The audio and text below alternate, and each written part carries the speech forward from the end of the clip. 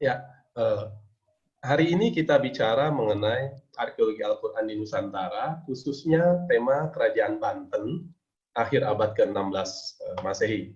Nah, arkeologi Al-Quran itu mencakup tiga hal, yaitu intinya adalah arkeologi yang mengkaji Al-Quran.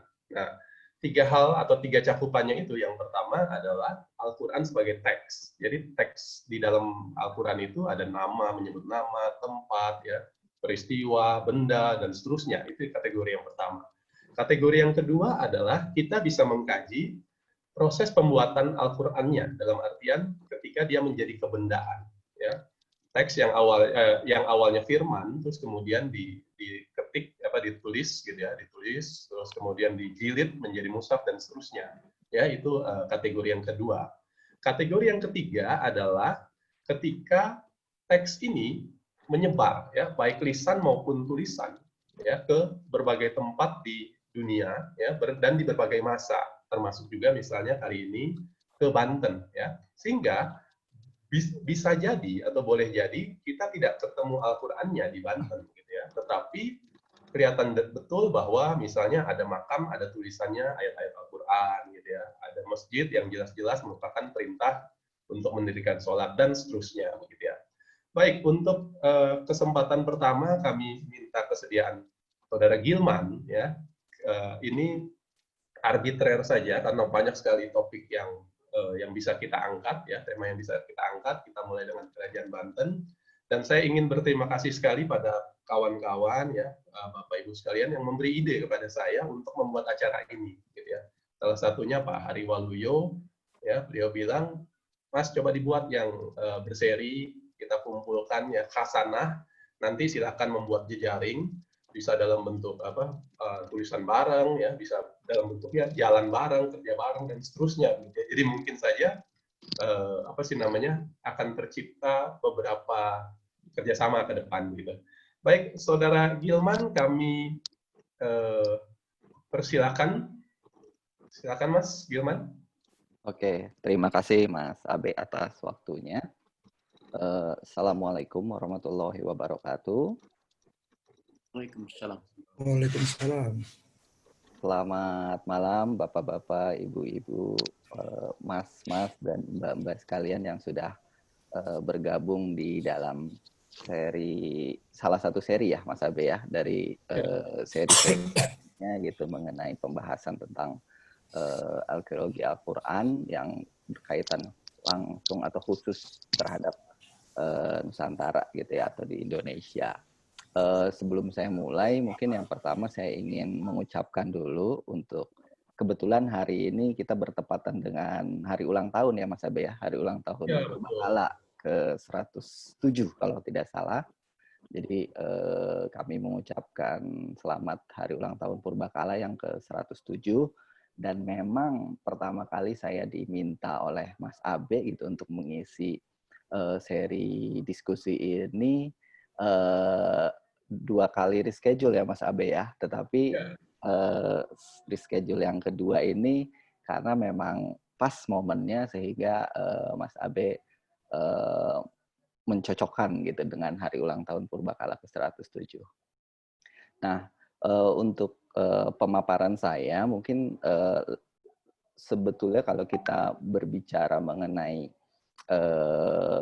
sejarah Kesultanan Banten sendiri itu mungkin nggak akan berhenti di diskusi ini ya selama kurang lebih 1 jam ke depan. Tetapi saya ingin berbicara dari awal, memang mencoba berdiskusi dengan Mas Abe sebetulnya apa sih yang bisa menjadi irisan gitu antara kajian arkeologi Al-Quran dengan kajian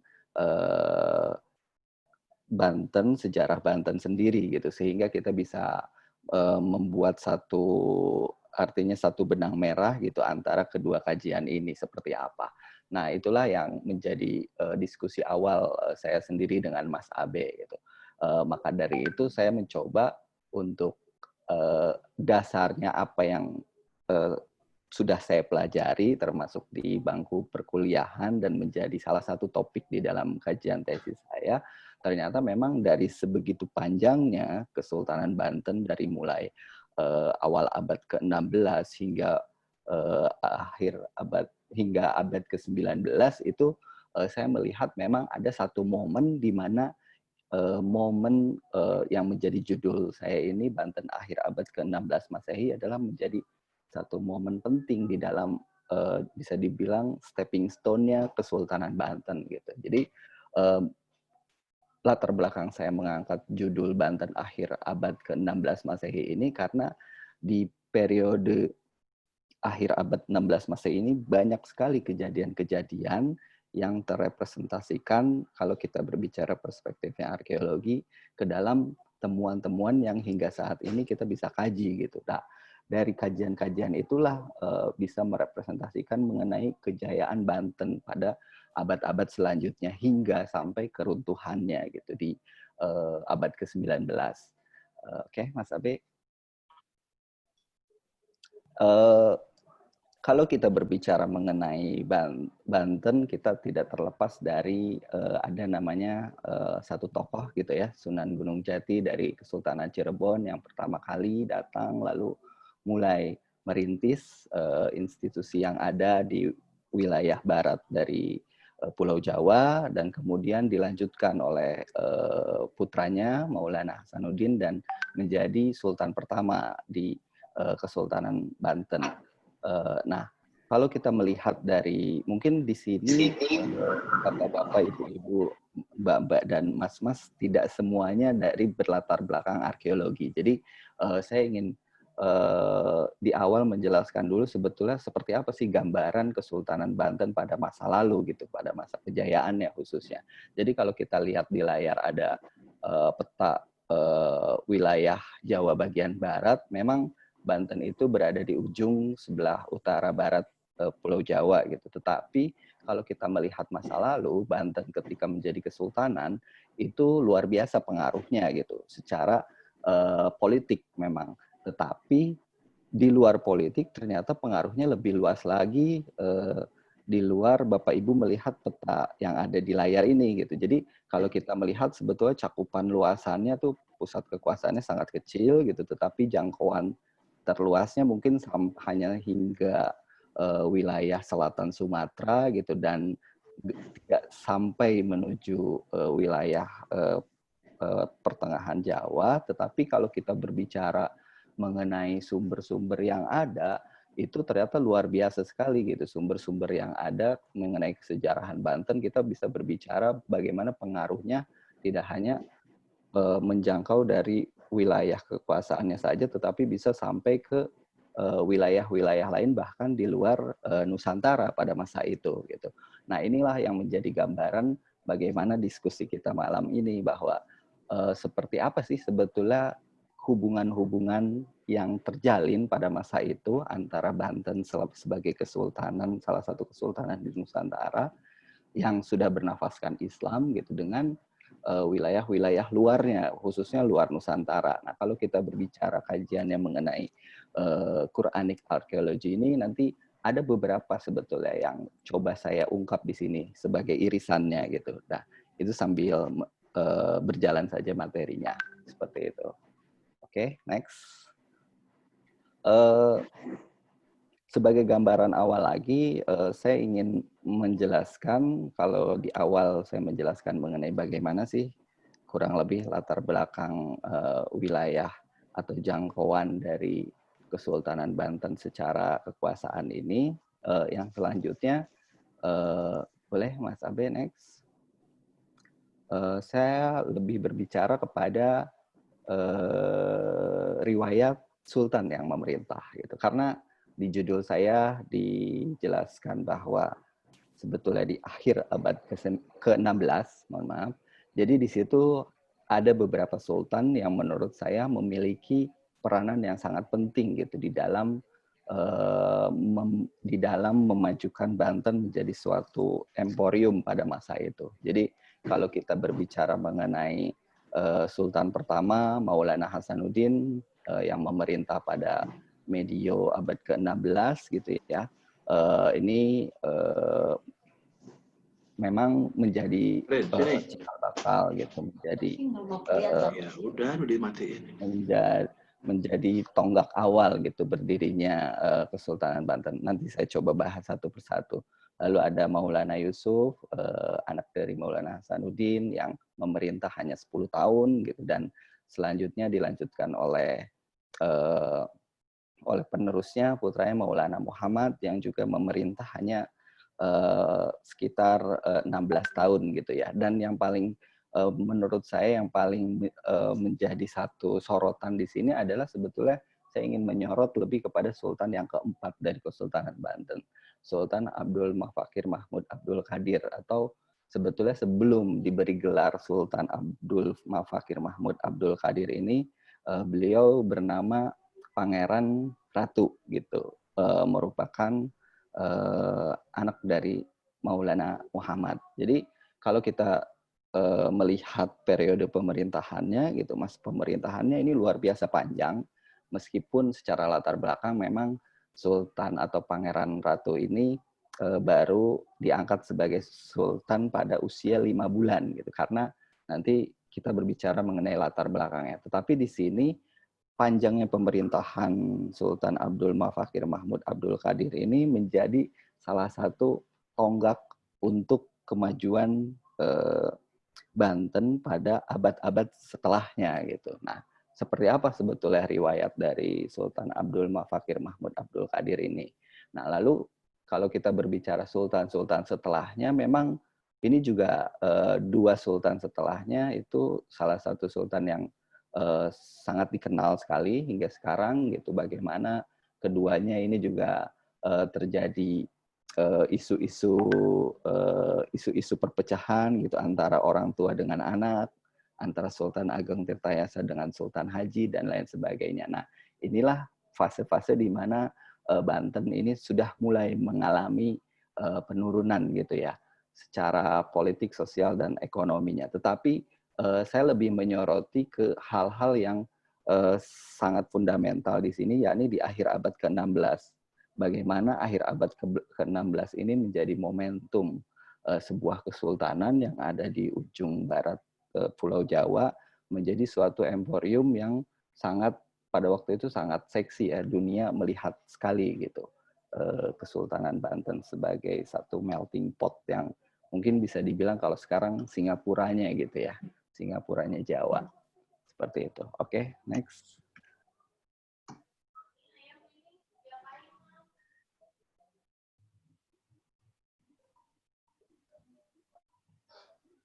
Selanjutnya kita sedikit mengulas mengenai satu-satu ya sultan yang ada di Banten gitu. Tapi sebetulnya ini lebih kepada bagaimana sumber-sumber sejarah menceritakan mengenai profil masing-masing sultan. Dari mulai pertama Maulana Hasanuddin, beliau memerintah dari 1552 sampai 1570. Kalau kita berbicara Maulana Hasanuddin, memang peranan yang paling pentingnya adalah membuat perluasan gitu ya, perluasan baik secara pengaruh maupun fisik. Kalau kita berbicara pengaruh, memang Maulana Hasanuddin ini salah satu yang memiliki andil di dalam perluasan kekuasaan Kesultanan Banten hingga ke Sumatera bagian selatan. Selain itu juga kalau tadi bicara secara perluasan wilayah, berbicara mengenai fisiknya juga, Sultan Maulana Hasanuddin ini memiliki peranan di dalam membangun pertama kali Keraton Surosowan secara sumber sejarah ya. Jadi Keraton Surosowan ini dibangun pertama kali pada masanya, kemudian selain itu juga dibangun pula tadi masjid yang sekarang kita kenal sebagai Masjid Agung Banten yang terletak di sebelah barat alun-alun yang sekarang gitu. Nah, kalau kita lihat hal-hal lainnya peranan dari Sultan Maulana Hasanuddin ini karena pertama kali membuat pembangunan Keraton Surosowan, sehingga salah satu dampaknya itu menjadi sebuah geliat perekonomian yang ada gitu ya di masa-masa Kesultanan Banten gitu pada masa Maulana Hasanuddin ini. Bahkan salah satu laporan yang menjelaskan, laporan JIS dari Belanda menjelaskan pada waktu itu saking ramainya Banten, sehingga di Banten itu ada 3 pasar ya yang selalu ramai gitu. Pasar-pasar itu yang pertama tuh pasar ada di sebelah timur kota atau di sebelah timur keraton, atau yang dinamakan pasar Karanghantu. Nah, di pasar itu dijelaskan bahwa terdapat pedagang-pedagang, tidak hanya pedagang-pedagang lokal, tetapi pedagang-pedagang asing pun pada berdatangan dan berdagang gitu. Dan dijelaskan juga secara laporan asing, pedagang-pedagangnya dari mulai negara Portugis, Arab, Turki, Tiongkok, kemudian India, Birma, Melayu, Benggala, Gujarat, Malabar, Abesinia, dan lain sebagainya gitu. Bahkan negara-negara Eropa tidak hanya Belanda, kemudian Spanyol, Portugis, Denmark, dan sebagainya ada terlihat gitu di pasar itu. Lalu yang kedua, geliat ekonominya terlihat dengan adanya pasar lain yang selalu buka gitu. Itu juga ada di pasar di dekat alun-alun, atau kalau di bayangannya mungkin di sebelah utara keraton. Jadi di pasar ini pun selalu buka dan selalu ramai. Hanya bedanya di sini yang diperdagangkan berupa itu tadi merica, buah-buahan, kemudian lebih kepada peralatan sehari-hari. Ini menurut sumber-sumber sejarah gitu. Dan yang terakhir adalah pasar yang memiliki geliat ramai pada masa ini itu terletak di wilayah Pacinan.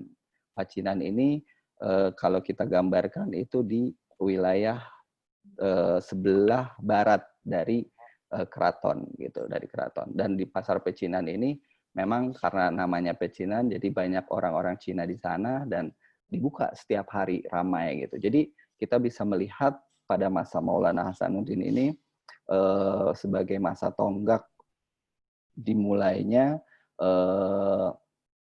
menjadi satu pusat tidak hanya politik, kekuasaan, gitu, sosial, tetapi juga perekonomian sudah mulai tumbuh. Lalu yang kedua, kita bergerak ke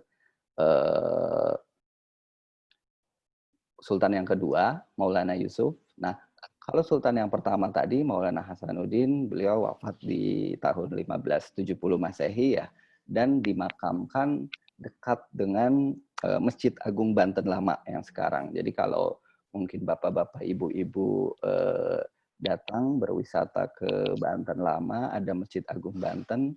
Di sana, di sebelah utara dari Masjid Agung Banten itu, masih dalam satu kawasan komplek itu, ada komplek makam Sultan-Sultan Banten, dan salah satunya adalah Sultan Maulana Hasanuddin. Seperti itu.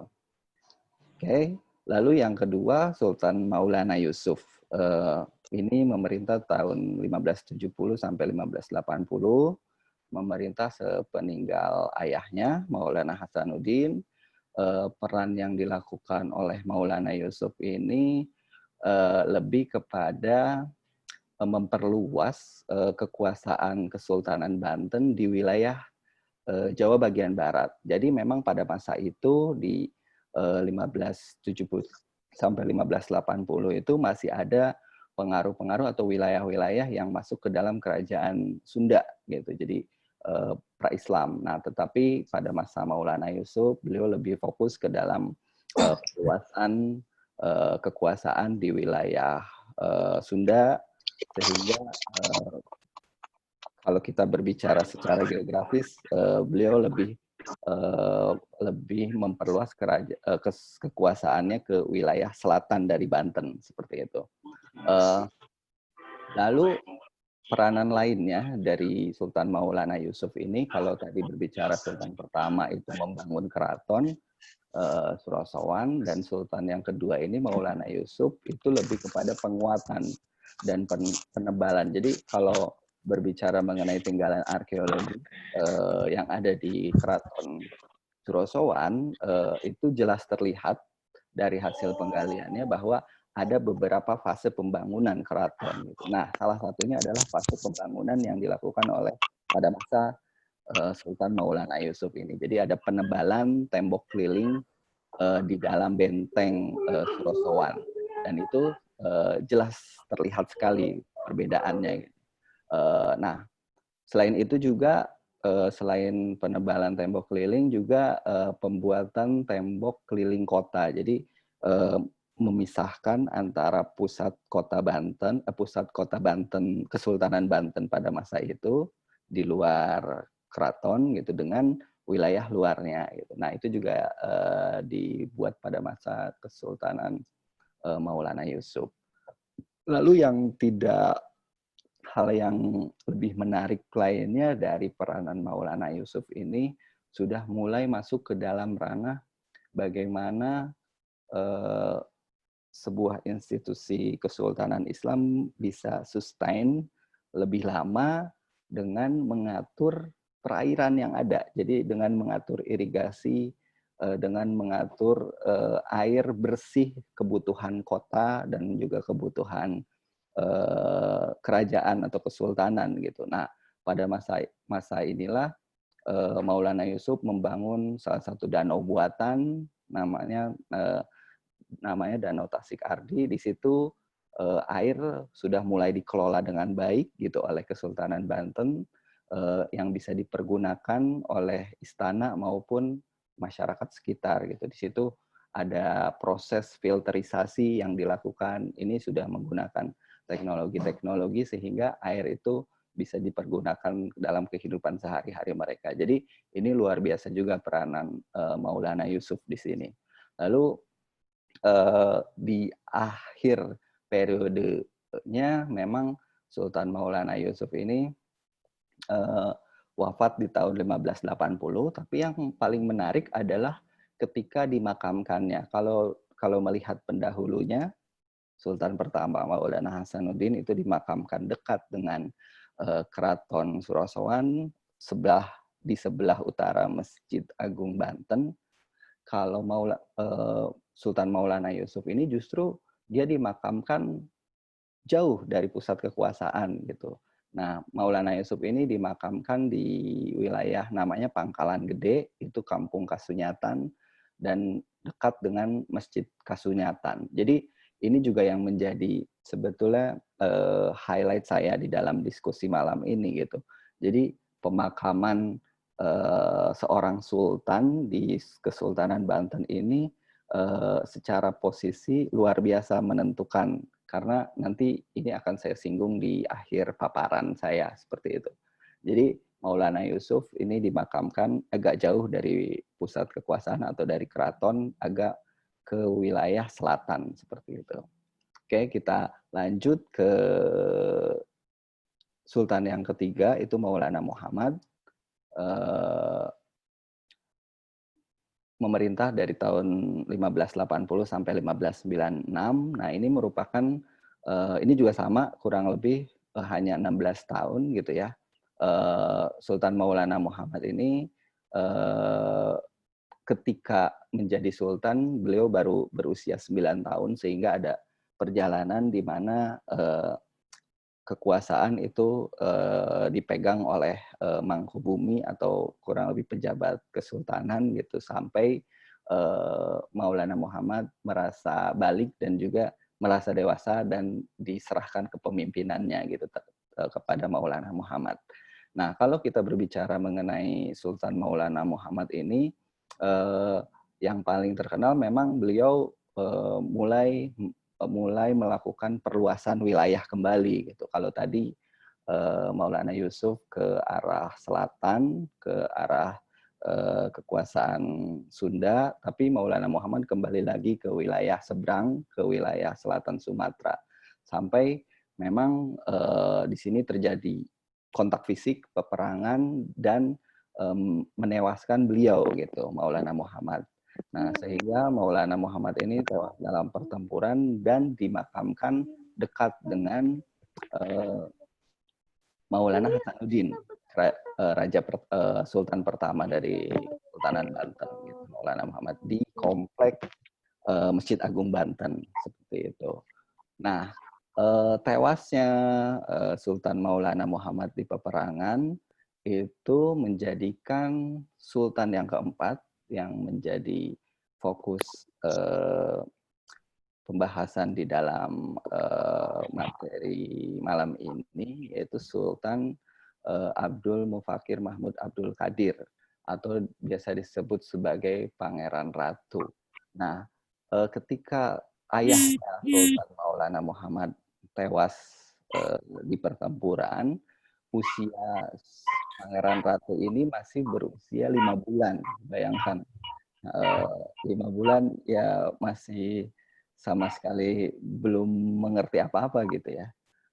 Jadi sama prosesnya, hampir mirip, sehingga tampuk kekuasaan kesultanan pada masa itu dipegang sementara oleh Mangkubumi.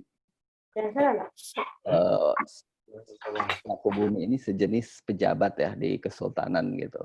Nah, sampai Pangeran Ratu ini mencapai usia dewasanya.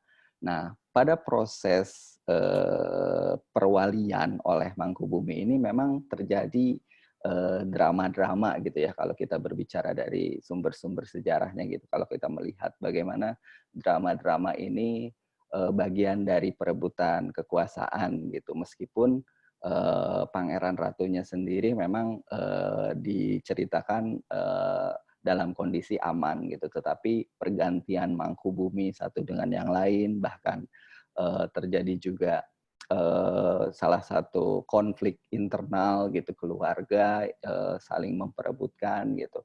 Itu menjadi salah satu drama di dalam proses kekuasaan Pangeran Ratu ini. Tetapi itu tidak menyurutkan bagaimana Pangeran Ratu ini dinobatkan sebagai Sultan Banten di usianya kalau tidak salah di 1624 ya, 1624 Masehi gitu. Jadi kurang lebih sekitar usia 3 sebelum 30 tahun gitu.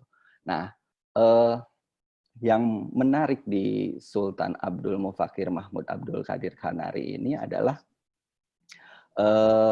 kita berbicara mengenai yang pertama, ada beberapa kondisi. Selain tadi kalau kita melihat secara perluasan wilayah, memang Banten sudah tidak lagi kontak fisik gitu ya, artinya tidak ada lagi keinginan untuk memperluas wilayah kekuasaannya. Tetapi di sini banyak catatan-catatan sejarah yang menjelaskan mengenai bagaimana pengaruh Banten selain di luar kontak fisik itu, artinya ada hubungan diplomasi yang dibangun oleh Kesultanan Banten gitu. Bagaimana di sini diceritakan bahwa dari bukunya Prof. Titi diceritakan bagaimana surat-surat yang dikirim dari Kesultanan Banten ke Raja Inggris sampai 2 kali itu pada masa Pangeran Ratu ini atau Sultan Abdul Mufakir Mahmud Abdul Qadir ini. Lalu selain itu juga kalau kita berbicara next slide-nya, Sultan Abdul Mufakir Mahmud Abdul Qadir ini memperoleh gelar resmi dari Sultan, gelar resmi Sultan. Jadi sebelum Sultan, gelar resminya itu Sultan Abdul Mufakir Mahmud Abdul Qadir diberi oleh Syarif atau penguasa Mekah di tahun 1636 Masehi. Jadi pada tahun 1636 Masehi ini wilayah Mekah itu dikuasai oleh dinasti Umayyah ya, yang berada di Turki. Jadi Mekah ini dipimpin bukan oleh sultan tetapi oleh penguasa namanya Syarif gitu. Tapi sultannya adalah Sultan Utsmani di Turki seperti itu. Jadi Syarif atau penguasa Mekahnya memberi gelar resmi sultan terhadap Pangeran Ratu. Dan diperlihatkan juga catatan sejarah mengenai bagaimana hubungan diplomasi antara Banten dengan Timur Tengah di antara kurun waktu 1633 dan 36 Masehi ini gitu. Ada perwakilan diplomat dari Banten ke Mekah dan begitupun sebaliknya. Nah, ini menjadi penanda bahwa sumber-sumber sejarah menunjukkan bahwa di periode ini Kesultanan Banten luar biasa memberikan pengaruhnya terhadap hubungan-hubungan diplomatik ke luar gitu, seperti itu. Sudah tidak lagi berbicara hubungan fisik atau peperangan. Nah, di sini juga sebetulnya akhir abad ke-16 kita berbicara juga mengenai bagaimana hubungan-hubungan yang terjalin itu dengan dunia luar menciptakan sebuah karya gitu, budaya materi yang ada di Banten itu sendiri gitu. Nah, kalau dari saya boleh minta izin meminjam dari disiplin-disiplin ilmu lain gitu, ini salah satunya filologi luar biasa dari penelitiannya Mas Ali Akbar ya, sama namanya ya dengan host di sini, tapi kebetulan orangnya berbeda. Beliau peneliti di, kalau tidak salah, di Museum Bait Al-Quran ya, di Yang asli itu, di kalau bawah. saya palsu. Oh gitu ya. Sama, dua-duanya asli, Mas. Nah, jadi beliau mencoba mengkaji mengenai naskah-naskah yang ada di perpustakaan nasional. Ternyata banyak sekali mushaf-mushaf asal Banten di sana, koleksinya ada berbagai macam mushaf gitu, kode-kode nomor kode koleksinya banyak, tapi yang dia identifikasi dari beberapa itu hanya ada beberapa yang bisa diidentifikasi secara riwayatnya seperti itu. Nah, salah satunya yang ada di layar ini naskah dengan kode A50 menunjukkan bahwa dari ciri-cirinya memang menunjukkan ini berasal dari Kesultanan Banten gitu. Lebih khususnya mushaf ini menyebutkan bahwa di dalam kolofonnya atau riwayat mushafnya itu menjelaskan bahwa mushaf ini miliknya Sultan Banten yang bernama Muhammad Ali Ad-Din Ibnu Sultan Muhammad Arif. Tapi ini sekitar abad ke-17 seperti itu. Tetapi selain naskah yang diberi kode A50 ini, ada juga naskah-naskah lain yang berkode berbeda gitu, tetapi memiliki identifikasi yang sama. Bahkan ada dua naskah A67 kalau nggak salah dan A69 itu di dalam kolofonnya menyebutkan nama yang spesifik gitu mengenai Sultan Abdul Mufakir Mahmud Abdul Qadir itu gitu. Jadi ini juga menjadi satu kajian yang patut untuk dilanjutkan gitu mengenai mushaf-mushaf terbitan Banten seperti itu. Jadi dan yang menarik, peneliti-peneliti dari filolog ini sudah bisa mengkategorikan ciri-ciri mushaf dari berbagai kesultanan yang ada di Melayu gitu, salah satunya dari Banten. Nah, ciri-cirinya yang sangat khas Banten sekali itu ada di dalam penulisan kata Allahnya di setiap mushaf itu seringkali ditulis dengan tinta merah. Itu yang membedakan mushaf terbitan Banten dengan terbitan kesultanan lain gitu ya. Itu ciri khasnya dari mushaf Banten. Kalau kita berbicara abad-abad setelahnya sangat banyak sekali, termasuk salah satunya yang paling tersohor itu Mushaf Al-Bantani gitu, yang hingga sekarang bahkan banyak masih digunakan oleh pesantren-pesantren modern seperti itu. Lalu yang selanjutnya adalah masih dalam tataran kajian Islam itu sendiri, ada salah satu teks temuan dari Banten, hanya saya tidak menemukan image-nya gitu atau gambar fotonya, itu teks yang berjudul Al-Mawahib.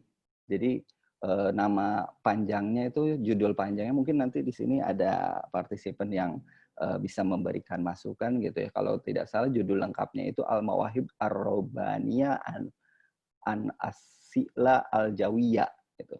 Jadi ini teks merupakan koleksi dari perpustakaan Universitas Leiden dan juga Perpustakaan Nasional Indonesia. Jadi dimiliki oleh dua perpustakaan di Leiden dan juga di Perpus Nasional. Nah, dari dua manuskrip ini memang yang baru dikaji oleh, saya mengutip dari bukunya Pak Jajat Burhanuddin, Islam dalam Arus Sejarah, baru dikaji yang ada di Halo? Ya.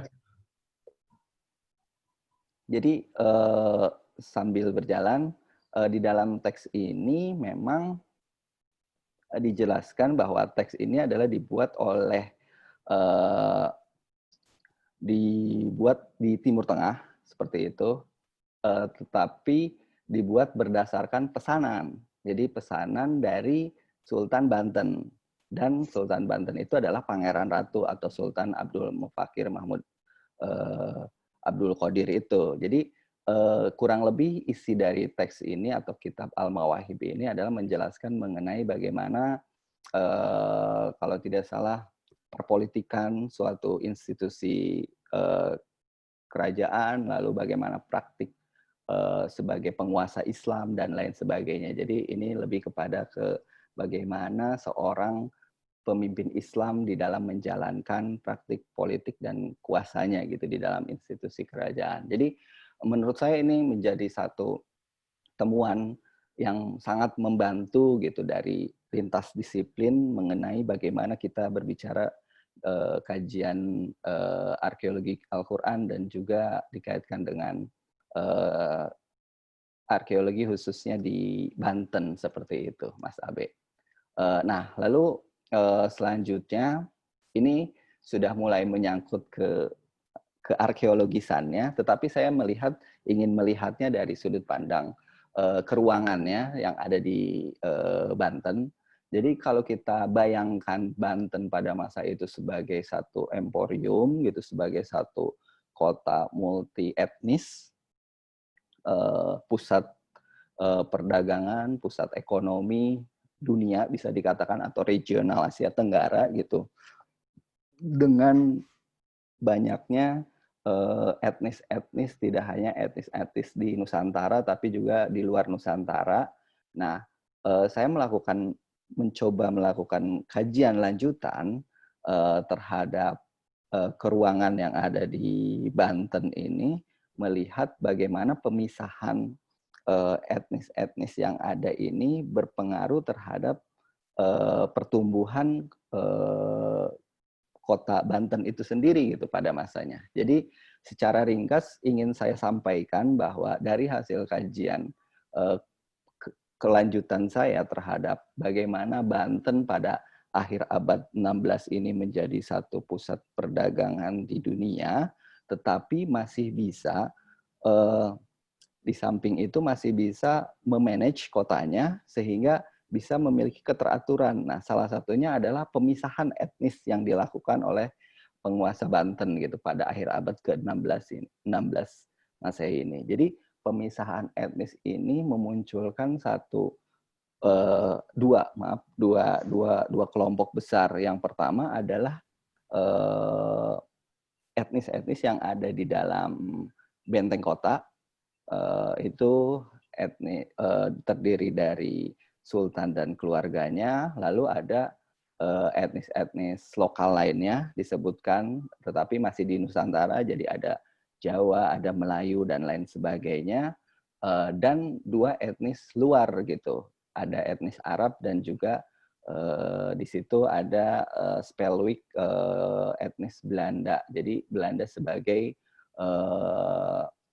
penjajah gitu ya, seperti itu bisa dibilang gitu. Nah, tetapi yang menjadi pertanyaan besar sebetulnya etnis-etnis luar lainnya justru ditempatkan di luar benteng kota gitu, seperti pecinan. Di sini dijelaskan bahkan ada pemukiman orang Inggris, Portugis gitu, dan juga pemukiman orang Keling, Malabar, dan lain sebagainya. Itu bangsa-bangsa Eropa di sini ada Inggris, Portugis, Spanyol, Denmark, itu semuanya ada di luar gitu. Nah, ini yang menjadi pertanyaan penting di dalam kajian saya, bahwa mengapa sebetulnya ada pemisahan etnis itu, di samping sebetulnya pengaruh Belanda memang sangat kuat gitu.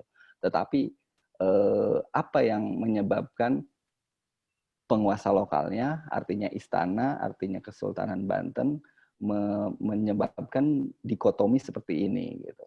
Nah, ini yang menjadi pertanyaan lanjutan di dalam kajian saya. Lalu yang kedua, kalau yang pertama tadi pemisahan etnis, yang kedua menarik juga di Banten terjadi keteraturan di dalam penamaan wilayah atau tempat gitu ya. Dan itu penamaan wilayah atau tempatnya didasarkan atas fungsi dari masing-masing. Misalkan di sini saya menjelaskan tadi ya, ada istana, dekat istana ada masjid, kemudian ada di situ ada alun-alun dan juga pasar yang tadi dijelaskan di awal oleh saya.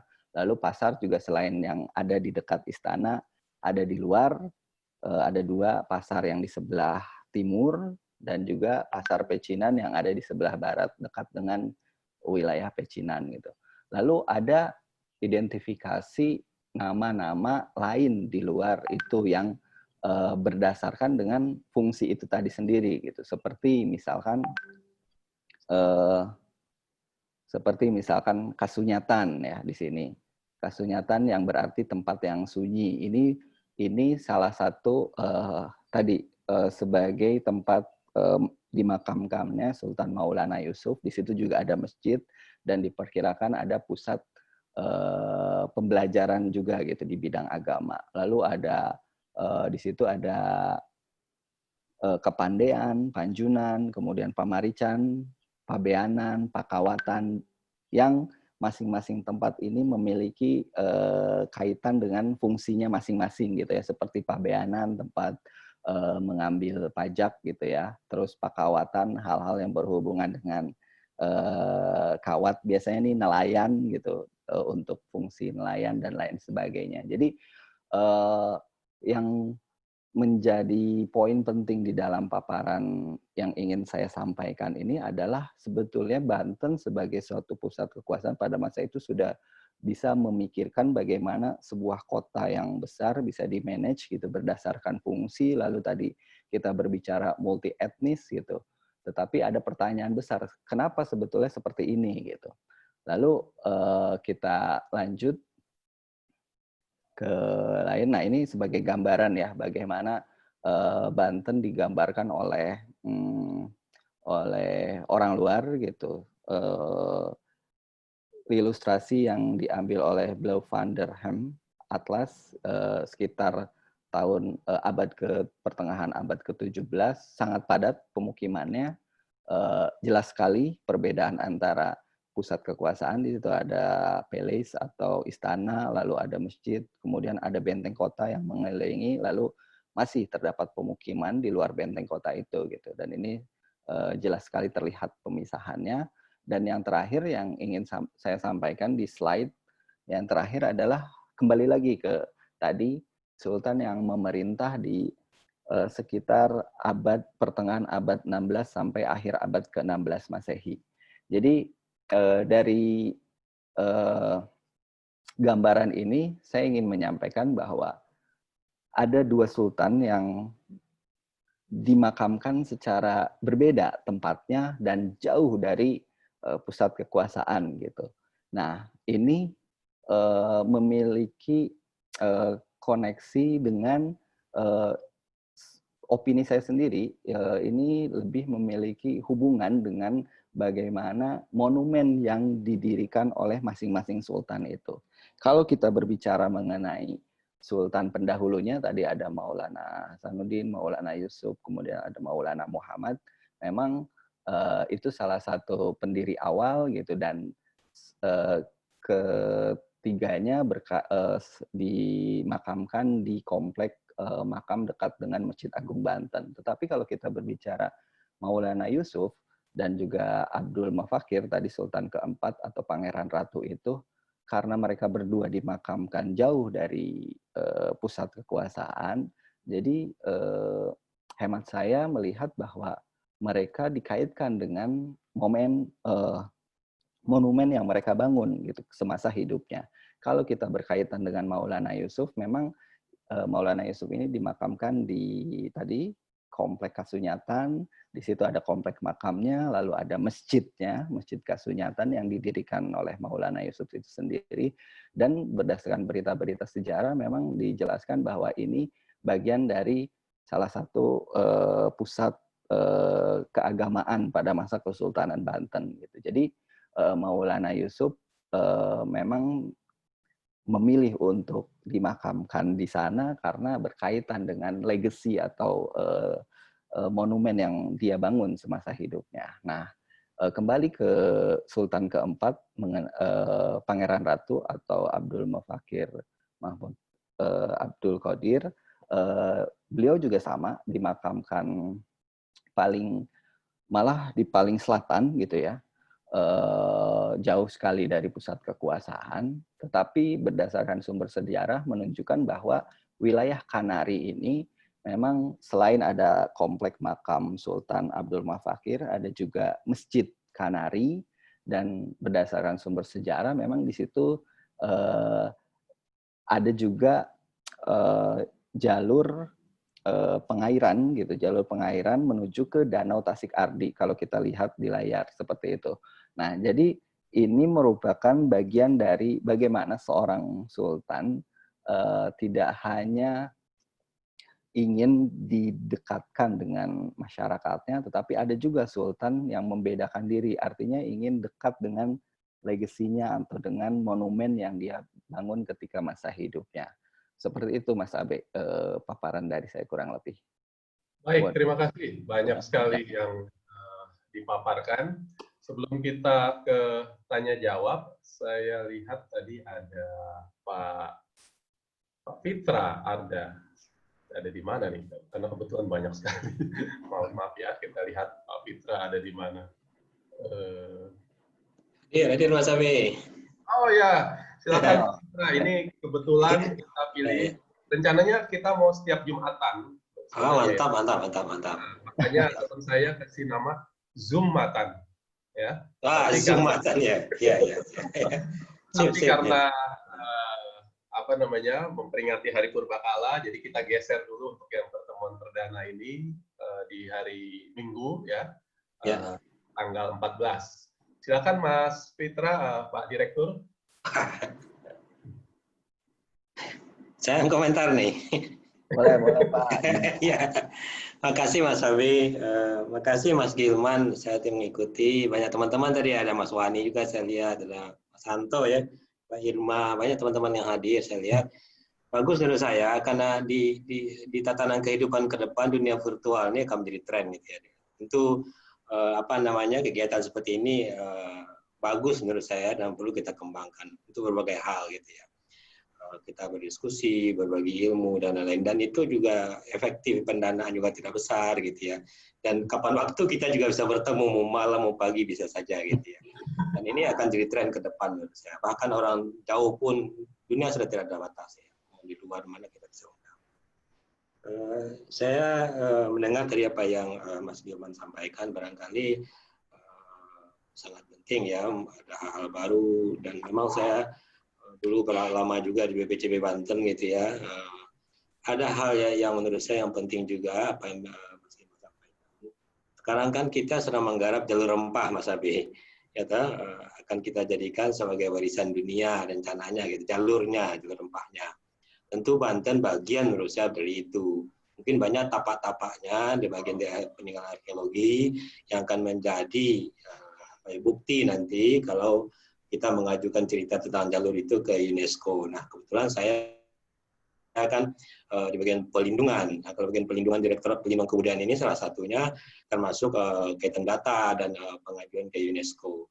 Tentu nanti penelitian teman-teman semua, termasuk Mas Gilman, tentu bisa menjadi data bagi kami untuk kita bisa untuk membuat narasinya ya, bagaimana pentingnya Banten dalam perdagangan, termasuk rempahnya, bahkan mungkin sebagian besar fisik-fisiknya kita masih temukan, dan rempah ini kan bagian kehidupan sehari-hari kita ya, bahkan dalam masa pandemi ini kita mempergunakan rempah itu untuk kekuatan tubuh gitu ya, kita makan takut rumah sakit sebetulnya gitu.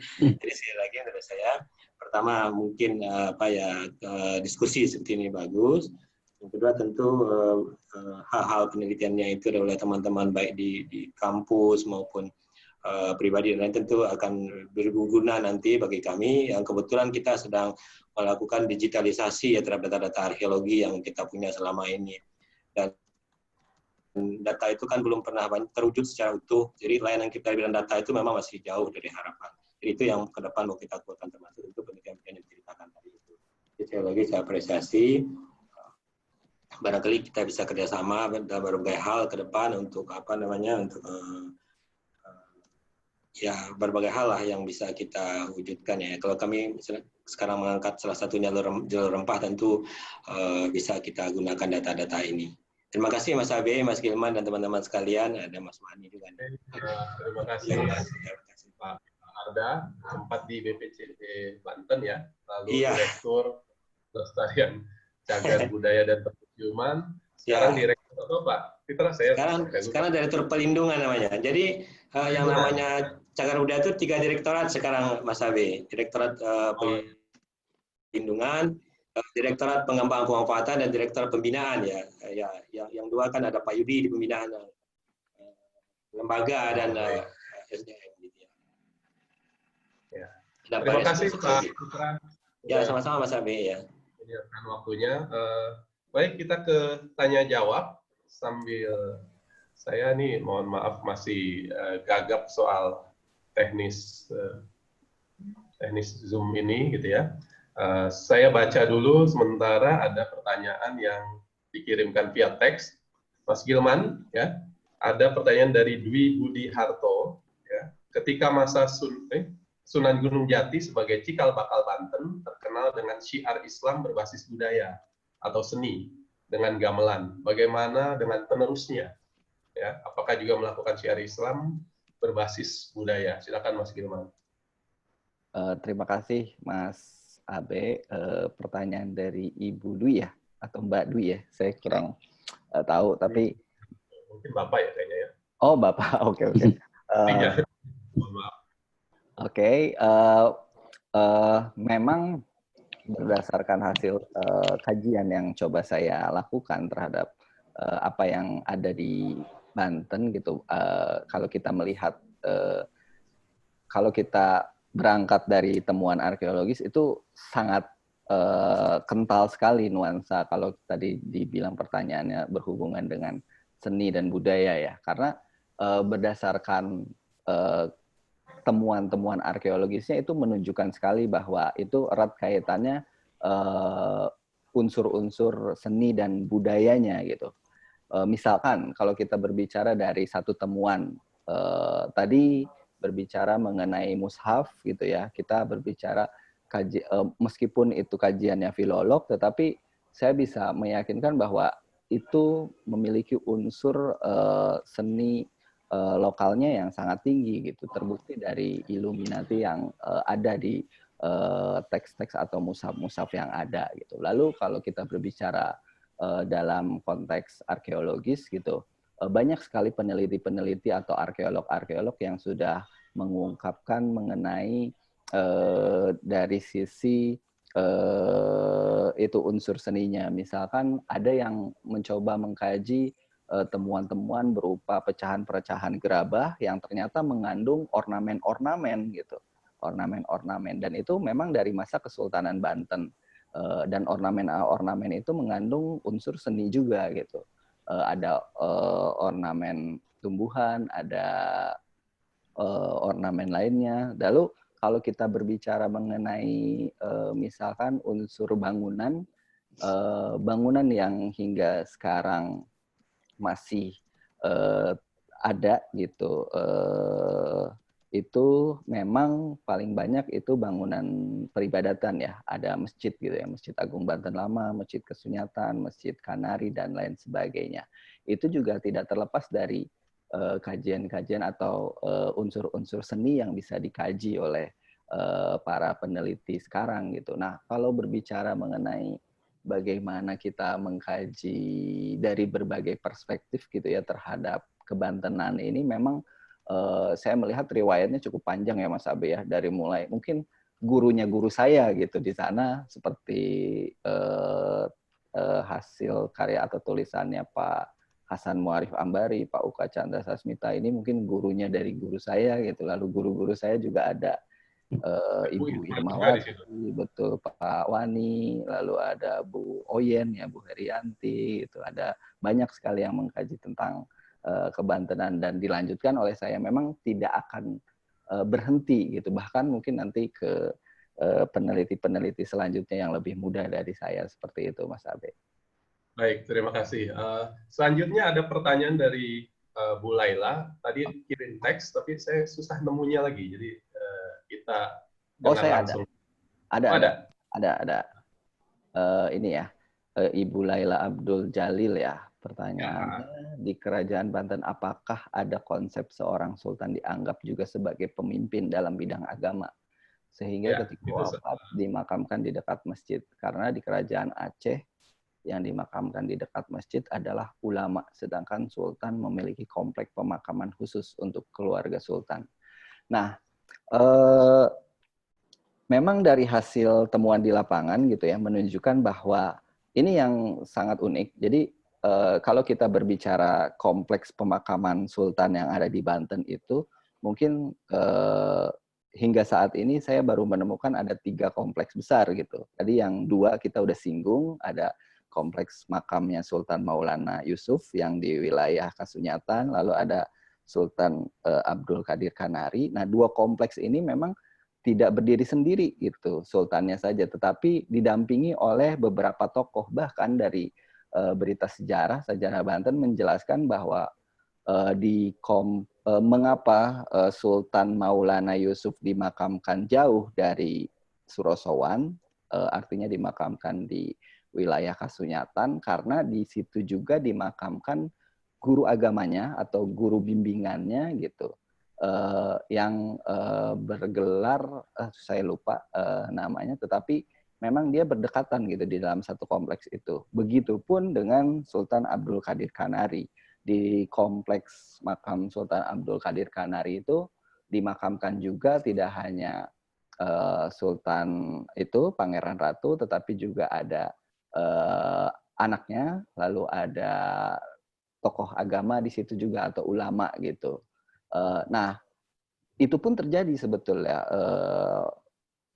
Ini Ibu Laila ya, Ibu Laila di pusat kekuasaannya gitu, di dekat dengan Masjid Agung Banten Lama itu tidak hanya sultan-sultan saja, memang di sana banyak hampir didominasi oleh Sultan Banten dimakamkan di sana, tetapi itu kompleks pemakaman yang sangat luas, dibagi dua wilayah, ada di wilayah sebelah utara masjid dan juga sebelah selatan gitu.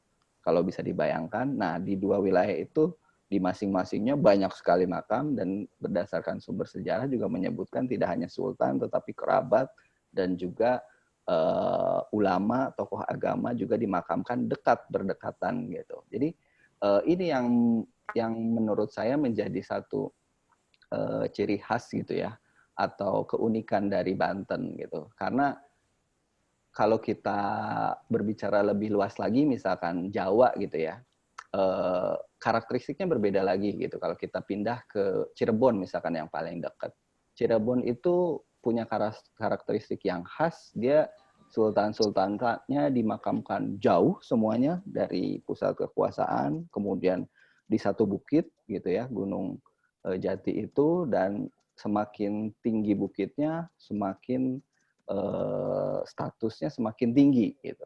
Dan itu terjadi juga di ini ya, Jogja ya, Jogja Solo, seperti itu. Lalu di Imogiri ya. Lalu kita berbicara kalau kita masuk ke wilayah Sumatera, saya pernah mengkaji makam-makam sultan di Palembang. Mungkin di sini ada yang dari kantor Cagar Budaya Palembang bisa menambahkan. Tapi berdasarkan apa yang saya lihat, memang di Sultan-Sultan Palembang ini juga punya ciri khas gitu. Jadi makam-makam sultan itu selalu di sampingnya itu selain permaisurinya, saya lupa antara sebelah kanan dan kirinya gitu, tapi di satu sisi permaisurinya, di sisi lain itu ulamanya gitu atau guru agamanya. Itu yang ada di Palembang justru yang saya temukan gitu. Dan itu ada di beberapa makam sultan yang ada di Palembang, tidak hanya satu orang sultan saja gitu. Jadi sebetulnya kalau kita berbicara mengenai tadi sultan dianggap sebagai pemimpin dalam bidang tidak hanya politik tetapi agama, memang itu yang menjadi ini Mas Abe, menjadi salah satu bagian di dalam kajian Quranic arkeologi ini.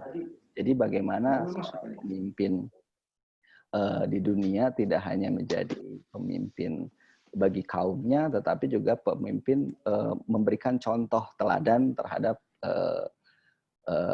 masyarakatnya seperti itu gitu. Baik. Terima kasih jelasnya Mas Hilman. Sama-sama. Ya, terima kasih Bu Laila. Mungkin kita buka satu saja pertanyaan karena waktunya sudah lewat. Waktu yang singkat. Ini sebenarnya ada beberapa yang menyampaikan via teks, tapi saya sulit melacaknya. Tolong raise hand saja kalau bisa. Oh, ini ada pertanyaan dari Alnoza. Ya, Muhammad Alnoza. Apakah selama kajian mengenai pengaruh budaya Islam Banten di Sumatera, kira-kira ada tidak daerah yang apa ini ya? Mohon izin untuk bertanya, apakah selama ini kajian mengenai pengaruh budaya Islam Banten di Sumatera telah dilakukan khususnya di bidang arkeologi?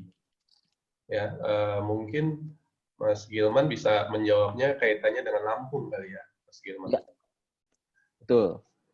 Jadi kalau tidak salah sekitar tahun berapa ya? Saya lupa 2016 mungkin ya. Saya mencoba masuk ke dalam tim kajian mengenai masjid-masjid kuno di wilayah Banten ini, bagian dari kajiannya Dinas Kebudayaan Provinsi Banten, mengkaji masjid-masjid yang ada di masjid-masjid kuno yang ada di Banten. Nah, salah satunya adalah ada masjid kuno di wilayah Anyer, jadi wilayah paling barat ya di Banten, itu berdekatan berdekatan langsung dengan Selat Sunda dan juga wilayah Lampung. Nah, di situ ada Masjid Cikoneng namanya, dan jika melihat gaya bangunannya, ternyata gaya bangunan yang ada di Masjid Cikoneng ini memiliki gaya bangunan hampir mirip dengan gaya bangunan yang ada di Lampung gitu. Jadi ada, kalau tidak salah, ada ciri khas Lampung tuh sigernya ya, siger. Dan setelah mewawancarai masyarakat sekitar, memang ada riwayat bahwa masyarakat sekitar masjid tersebut memiliki silsilah dari wilayah Sumatera bagian selatan atau yang kita kenal dengan wilayah Lampung itu gitu. Tapi kalau kita berbicara mengenai riwayat Lampung kan memang didominasi oleh transmigran ya dari Pulau Jawa. Berarti ini menunjukkan bahwa ternyata Lampung itu sendiri secara riwayat tidak hanya didominasi oleh transmigran gitu, tetapi ternyata ada juga masyarakat atau penduduk lokalnya pada masa itu, dan itu menjadi bagian dari wilayah Kesultanan Banten pada masa itu gitu, meskipun tidak menjadi betul bagian langsung, tetapi Lampung itu salah satu yang setuju terhadap adanya Kesultanan Banten pada masanya, seperti itu Mas Abe. Baik, terima kasih. Ini saya baru baca ada dari masukan ya, ada informasi dari Mas Henry Gunawan ya, yang memang bicara mengenai kampung ya, Koneng. Bahasanya salah satu dari 5 bahasa Banten. Mungkin Mas Gilman bisa tambahkan sedikit, kira-kira bukti arkeologinya apa di kampung Cikoneng itu? Yang hingga saat ini masih berdiri itu masjidnya, Mas Abe. Jadi yang saya lihat memang kalau tidak salah ya tahun 2016 itu atapnya yang masih bertahan gitu, memoloknya itu. Jadi atap masjidnya itu yang menandakan ciri Lampungnya ada di situ gitu ya. Tapi nggak tahu kalau sekarang ya. Baik, Bapak Ibu sekalian, saudara-saudara sekalian, terima kasih sekali atas waktunya. Kita sudah jam 10 lewat 17 ya. Tadi banyak masukan, banyak informasi dari Saudara Gilman Asilmi mengenai Kerajaan Banten akhir abad ke-16 Masehi. Saya mohon maaf sekali ada banyak kekurangan karena baru pertama jadi host. Saya belum menguasai teknis mekanisme sistemnya ini. Tetapi mohon Bapak Ibu saudara-saudara sekalian jangan segan memberikan masukan, memberikan kritik kepada kami ya, kepada saya. Ya, ada tim produksi yang juga mendukung acara ini. Nah, lalu kita mencoba membuat ini menjadi rutin. Insya Allah nanti tanggal 19 ya, hari Jumat tanggal 19 itu Pak Yadi Mulyadi, narasumbernya, dosen arkeologi Universitas Hasanuddin. Beliau akan bicara mengenai wilayah Sulawesi, begitu ya. Lalu tanggal 26 ada Pak Bastian Zuleno, ya, PhD. Ini akan bicara mengenai peninggalan di Sumatera, ya, peninggalan di Sumatera. Nah, sementara tanggal bulan Juni, di bulan Juni bulan Juli tanggal 3 itu akan ada Pak Hariwalio, mantan Kepala Puslitbang Kebudayaan Depdikbud, ya, Kemendikbud, itu akan bicara mengenai selain peninggalan materi juga tentang tradisi, ya, tradisi Islam di berbagai negara, dan kebetulan beliau itu fasilitator untuk intangible cultural heritage ya, dan berbagai konvensi UNESCO. Nanti mudah-mudahan kita akan melihat ya kaitan lebih jauh dengan Badan Dunia tersebut gitu ya. Baik, terima kasih sekali Saudara Gilman, Bapak Ibu sekalian, mohon maaf atas segala kekurangan. Mudah-mudahan kita sehat selalu dan kita dapat berjumpa dalam kegiatan-kegiatan berikutnya. Terima kasih. Assalamualaikum warahmatullahi wabarakatuh. Waalaikumsalam. Waalaikumsalam. Wabarakatuh. Makasih. Waalaikumsalam.